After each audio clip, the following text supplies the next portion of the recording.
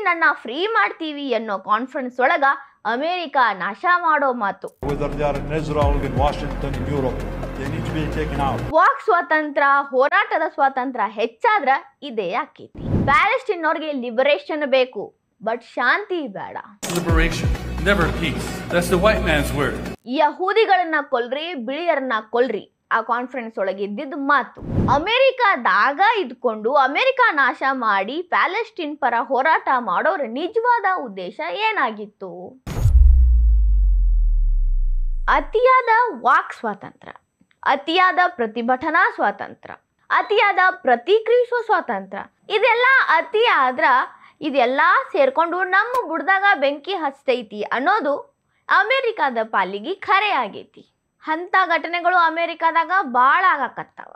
ಅದ್ರಾಗ ದೊಡ್ಡ ಇಶ್ಯೂ ಆಗಿ ಬಹಳಷ್ಟು ಎಲ್ಲ ಕಡೆ ಹಬ್ಬಕತ್ತಿರೋದು ಏನು ಅಮೆರಿಕಾದಾಗ ಅಂದ್ರೆ ಪ್ಯಾಲೆಸ್ಟೀನ್ ಪರವಾಗಿ ಹೋರಾಟಗಳು, ಪ್ರತಿಭಟನೆಗಳು, ಪ್ರತಿಕ್ರಿಯಿಸುವ ಸ್ವಾತಂತ್ರ್ಯವನ್ನು ಬಳಸ್ಕೊಂಡು ಮಾಡಾಕತ್ತಿರೋ ಉಪದಪ್ಪಿ ಕೆಲಸಗಳು. ಅಲ್ಲಿ ನಡೆಯಾಕತ್ತಿರೋ ಘಟನೆಗಳು ಬ್ಯಾರೊಂದು ಪ್ಯಾಲೆಸ್ಟೀನ್ ದೇಶಕ್ಕೆ ಸ್ವಾತಂತ್ರ್ಯ ಕೊಡಿಸೋ ಕೆಲಸ, ಶಾಂತಿ ಕೊಡಿಸೋ ಕೆಲಸ ಅಂತ ಹೇಳ್ಕೊಂಡು ಅಮೆರಿಕಾದ ವಿನಾಶಕ್ಕ ನಾಂದಿ ಬರೆಯೋ ಕೆಲಸ ನಡೆದವ. ಪ್ಯಾಲೆಸ್ಟೀನ್ ಉದ್ಧಾರ ಮಾಡ್ತೀವಿ ಅಂತ ಅಮೆರಿಕ ಬುಡದಾಗ ಬಾಂಬ್ ಬಿಡೋ ಕೆಲಸ, ಪ್ಲಾನ್ಗಳು ನಡೆಯಕತ್ತಾವ. ಅಮೆರಿಕ ನಾಶ ಅಂದ್ರೆ ಅಮೆರಿಕಾದಾಗಿರೋ ಕ್ರಿಶ್ಚಿಯನ್ರ ನಾಶ.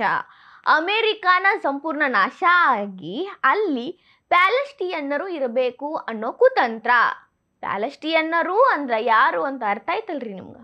ಇದು ಬರೀ ಅಮೆರಿಕಾದಾಗ ಅಷ್ಟಲ್ಲ, ಪ್ರಪಂಚದಾದ್ಯಂತ ನಡೆಯಾಕತ್ತಿರೋ ಪ್ಯಾಲೆಸ್ಟೀನ್ ಹೋರಾಟಗಳ ಅಸಲಿ ಮುಖ. ಆಗಸ್ಟ್ ತಿಂಗಳನಾಗ ಅಮೆರಿಕಾದಾಗ ಒಂದು ಕಾನ್ಫರೆನ್ಸ್ ನಡೀತೈತಿ, ಪೀಪಲ್ ಕಾನ್ಫರೆನ್ಸ್ ಫಾರ್ ಪ್ಯಾಲೆಸ್ಟೈನ್ ಅಂತ. ಆಗಸ್ಟ್ ಒಳಗೆ ಮುಗಿದಿದ್ದು, ಆಗಸ್ಟ್ ಸ್ಟಾರ್ಟಿಂಗ್ ಒಳಗೆ ಮುಗಿದಿದ್ದು, ಸೆಪ್ಟೆಂಬರ್ ಅಕ್ಟೋಬರ್ ಈ ತಿಂಗಳಿಗೆ ಹೊರಗೆ ಬಂದೈತಿ. ಒಂದೂವರೆ ತಿಂಗಳು ಅದನ್ನ ಮುಚ್ಚಿಡೋ ಕೆಲಸ ಅನ್ನೋಕಿನ್ನ ಅದು ಹೊರಗೆ ಬರ್ಲಾರ್ದಂಗೆ ತಡೆಯೋ ಶಕ್ತಿ ಅಲ್ಲಿದ್ದವ್ರಿಗಿತ್ತು. ಅಲ್ಲಿ ಹೇಳಿದ್ನಲ್ರಿ ಕಾನ್ಫರೆನ್ಸ್ ನಡೆದಿತ್ತು ಅಂತ, ಅಲ್ಲಿ ಪ್ಯಾಲೆಸ್ಟೀನ್ ಒಳಗೆ ಶಾಂತಿ ನೆಲೆಸ್ಲಿ, ಯುದ್ಧ ನಿಲ್ಲಲಿ ಅನ್ನೋ ಚರ್ಚೆ ಆಗತೈತಿ ಅನ್ನೋ ಶೀರ್ಷಿಕೆ ಇತ್ತು.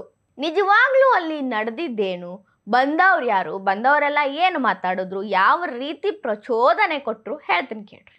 ಒಂದು ಎಕ್ಸಾಂಪಲ್ ಕೊಡ್ತೀನಿ ನೋಡ್ರಿ. ಒಬ್ಬ 27 ವರ್ಷ ಜೈಲೊಳಗಿದ್ದು ಟೆರರಿಸ್ಟ್ ಇದ್ದವ, ಶಿಕ್ಷೆ ಅನುಭವಿಸಿ ಹೊರಗೆ ಬಂದ ಮೇಲೆ ಅವ ಏನಾಗಿದೆ ಅಂದ್ರೆ ಈ ಕಾನ್ಫರೆನ್ಸ್ನ ಚೀಫ್ ಗೆಸ್ಟ್ ಆಗಿದ್ದ.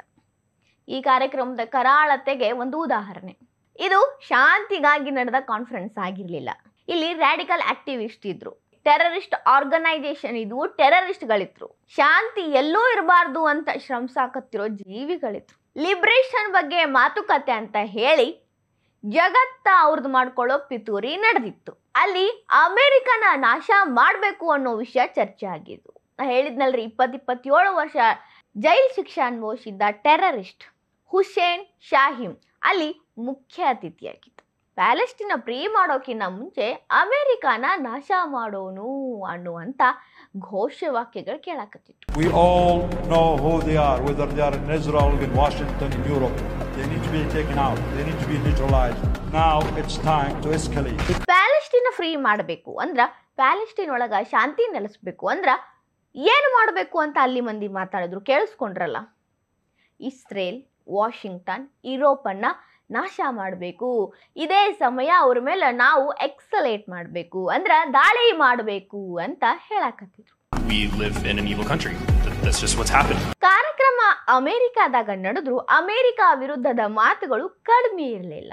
ಅಮೆರಿಕ ದುಷ್ಟ ರಾಷ್ಟ್ರ, ಕೆಟ್ಟ ರಾಷ್ಟ್ರ. ಅಮೆರಿಕಾದಿಂದನ ಪ್ಯಾಲೆಸ್ಟೀನ್ಗ ಈ ಗತಿ ಬಂದೈತಿ. ಪ್ಯಾಲೆಸ್ಟೀನ್ಗ ಈ ಗತಿ ಬರಾಕ ಮುಖ್ಯ ಕಾರಣ ಅಮೆರಿಕ ಉಳಿಬಾರ್ದು ಅನ್ನುವಂಥ ಮಾತುಗಳು ಕೇಳಿಬಂದು. ಕಾರ್ಯಕ್ರಮಕ್ಕೆ ಚೀಫ್ ಗೆಸ್ಟ್ ಅಂತ ಬಂದವರು ಏನು ಮಾತಾಡಿದ್ರು ಕೇಳಿಸ್ಕೊರಿ. Liberation, never peace. That's the white man's word. Peace. Liberation is our word. Palestine liberation ಶಾಂತಿ ಸ್ಥಾಪನೆಗಾಗಿ ಅಲ್ಲ. ಶಾಂತಿ ಸ್ಥಾಪನೆ ಏನಿದ್ರು ಬಿಳಿಯರಿಗಾಗಿ, ಅಂದ್ರೆ ಅಮೆರಿಕನ್ಸ್, ವೆಸ್ಟರ್ನ್ ಕಂಟ್ರೀಸ್ ಪೀಪಲ್ಗಾಗಿ.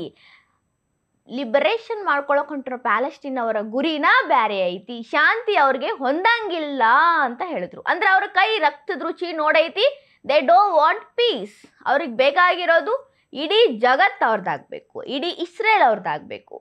ಸಂಪೂರ್ಣ ಕೈ ಇಟ್ರ ನಮ್ದ ಜಾಗ ಆಗಬೇಕು ಅನ್ನುವಂಥದ್ದು. ಅದಕ್ಕಾಗಿ ಅದೆಷ್ಟು ತಲೆ ಉರುಳ್ಸಕ್ಕೂ ಅವರು ರೆಡಿ ಅದಾರು ಅನ್ನೋ ಸೂಚನೆ ಕೊಟ್ರು. ಅಲ್ಲಿದ್ದವ್ರೊಳಗ ಬಹಳಷ್ಟು ಮಂದಿ ನಾ ಅಮೇರಿಕಾದಾಗ ಅದೀನಿ, ಬಟ್ ನಾ ಪ್ಯಾಲೆಸ್ಟೈನ್ ಪರವಾಗಿ ನಿಂತೀನಿ ಅಂತ ಹೇಳ್ತಿದ್ರು.